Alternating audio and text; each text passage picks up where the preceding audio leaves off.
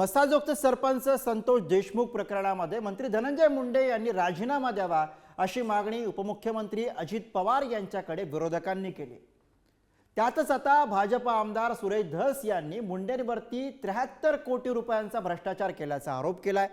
बीड जिल्हा नियोजन समितीच्या बैठकीमध्ये सुरेश धस यांनी अजित पवार यांना एक पेनड्राईव्ह दिला आणि त्यामुळे चर्चा रंगली की या पेनड्राईव्हमध्ये नेमकं आहे तरी काय। बघूयाच याच विषयावरचा हा सविस्तर रिपोर्ट।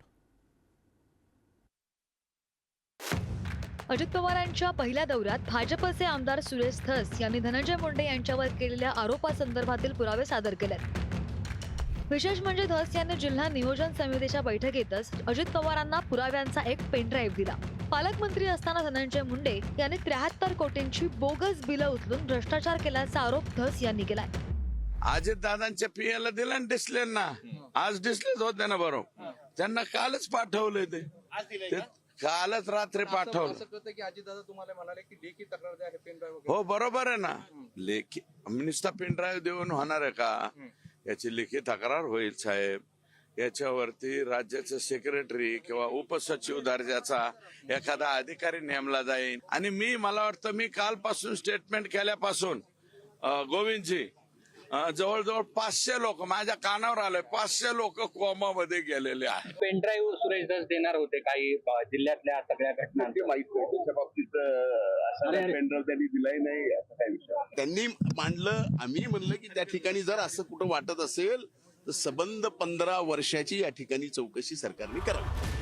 अंबाजोगाई सार्वजनिक बांधकाम विभागाअंतर्गत काम न करता एकूण 73 कोटी 36 लाख रुपयांची बोगस बिलं उचलली। 2021-2023 या काळात हा गैरप्रकार घडला। 30 डिसेंबर 2021 रोजी 2 कोटी 21 लाख 10 कोटी 98 लाख रुपये उचलले। 18 फेब्रुवारी 2022 ला 1 कोटी 20 लाख 16 कोटी 20 लाख रुपये काम न करता उचलले। 25 मार्च 2022 रोजी 6 कोटी 58 लाख उचलले। 31 मार्च 2022 ला 1 कोटी 32 लाख रुपये बिलापोटी उचलण्यात आले। परळी पूस बर्दापूर कामासाठी 5 कोटी रुपये उचलले।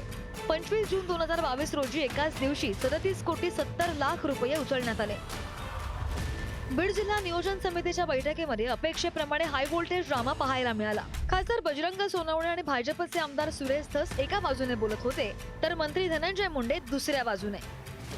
यावरून जिल्हा नियोजन समितीच्या बैठकीमध्ये वादावादी झाल्याची माहिती आहे। डीपीडीसीच्या मीटिंग मध्ये तसा विषय झाला नाही, पण इथं जर कुणी डीपीडीसीच्या मीटिंग मध्ये कुणाला एकाला कॉर्नर करून कुणी बोललं तर आम्ही बसणार नाही।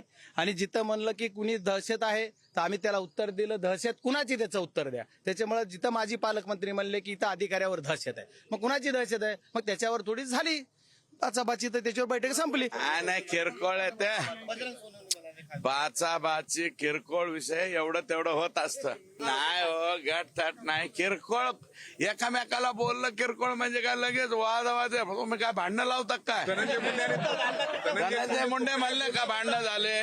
बोलणं झालं का? धनंजय मुंडे म्हणले का भांडणं झाले? नाही, मग आम्ही म्हणणार नाही भांडणं नाही झाले।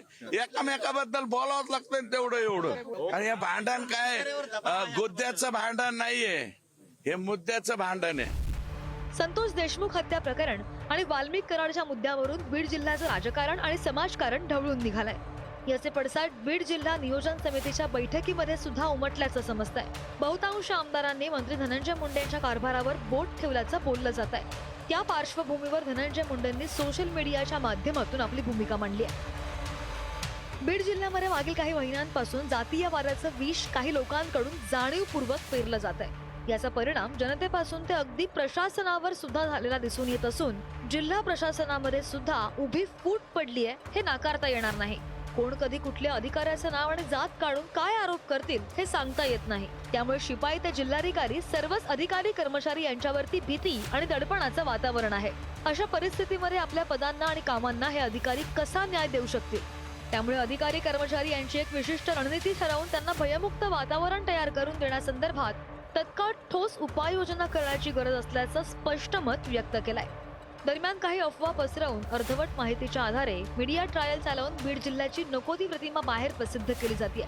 सामाजिक सलोखा अबाधित राहावा तसंच जिल्ह्याची बदनामी थांबावी या संदर्भात सुद्धा ठोस उपाययोजना करण्याची मागणी अजितदादा यांच्याकडे केली।